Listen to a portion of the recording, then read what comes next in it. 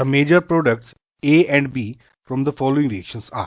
Guys देखिए ये compound दिया हुआ है जिसको बोलता हूँ एसिटाइलहाइड।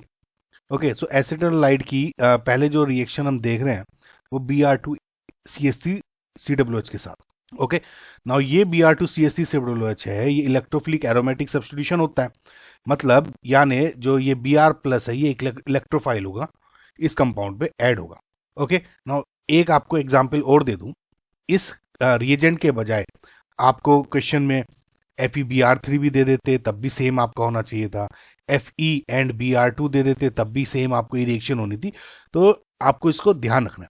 नाउ एक बात ध्यान रखिए कि ये N है, इस पे लोन पेयर है, सो इस लोन पेयर से प्लस M इफेक्ट आ रहा होगा, एंड जो नाइट्रोजन है एक इलेक्ट्रोनेगेटिव एलिमेंट भी है तो उसका -I इफेक्ट भी है, लेकिन इस केस में प्लस M इफेक्ट -I से ज़्यादा होता है।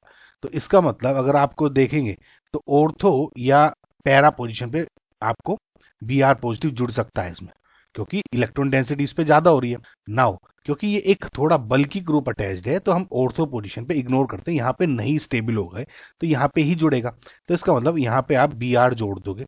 ओके, सो अगर यहाँ पे आप Br जोड़ देते हैं, सो ये वाला दिख रहा है अभी तक, ठीक है, ये कट गया क्योंकि यहाँ पे तो देखिए जुड़ना ही नहीं मतलब है। एक ये भी दिख रहा है और ये कट गया। ना 1 और 3 में आपको अब तक दिख रहा है। सेकंड देखते हैं, अब ये इसकी जो बी कंपाउंड बन रहा है लिथियम एल्यूमिनियम हाइड्राइड के साथ। लिथियम एल्यूमिनियम हाइड्राइड एक बहुत ही अच्छा रिड्यूसिंग एजेंट होता है, समझ में। ना देखिए इस टाइप के जब भी आपको रिडक्शन देना है आपको ज़्यादा सोचना नहीं है, बस आपको ये देखना है कि जो इस तरह के कंपाउंड्स बन रहे हैं आपके, तो उसमें आपको डायरेक्टली बेसिकली अमाइंस बनाना है।